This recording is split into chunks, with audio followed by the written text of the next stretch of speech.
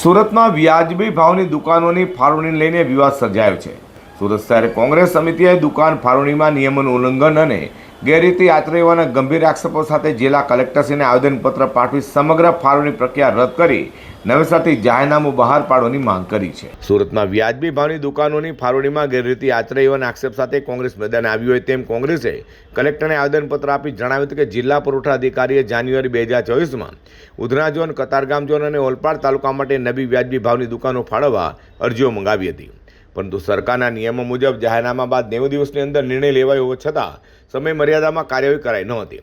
કોંગ્રેસે એવો પણ આક્ષેપ કર્યો હતો કે સરકારના 26મી જુલાઈ 2025ના ઠરાવ મુજબ 90 દિવસમાં નિર્ણય ન લેવાય તો તમામ અરજીઓ આપોઆપ રદ ગણાય અને નવી જાહેરાત બહાર પાડવાની રહી છે। તેમ છતાં પણ 18 જુલાઈ 2026ના રોજ સમિતિના સભ્યોને ગેરમાર્ગે દોરી જૂની રદ થયેલી અરજીઓના આધારે દુકાનોની ફાળવણીની પ્રક્રિયા હાથ ધરાઈ હતી।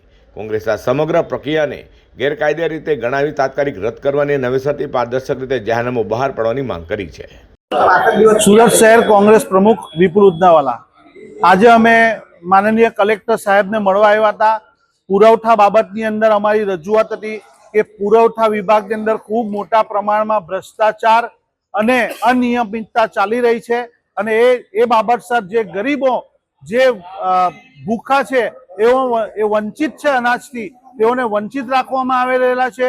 સરકાર અનાજ મોકલે છે એનાથી વંચિત રાખવાના અને ક્વોલિટીનું પ્રમાણ નથી અને જે આંગણવાડી મહિલાઓને મોકલવામાં આવતું અનાજ એ એક્સપાયર ડેટનું હોય છે ખાવાનું પ્રોડક્ટ। એટલે આ ખૂબ જ મોટા પ્રમાણમાં ચાલી રહેલા ભ્રષ્ટાચાર સામે અનુપ મુદ્દા લઈને અમે કલેક્ટરશ્રીને રજૂઆત કરવા આવ્યા હતા। તો સાથે જ કોંગ્રેસ દ્વારા વ્યાજબી ભાવની દુકાન ફાળવણીમાં થયેલી ગેરરીતિ મામલે યોગ્ય કાર્યવાહી નહીં થાય તો આગામી વિધાનસભા સત્રમાં રાજ્ય સરકાર સામે સત્તાના દુરુપયોગનો મુદ્દો ઉઠાવવાની પણ ચીમકી ઉચ્ચારવામાં આવી છે।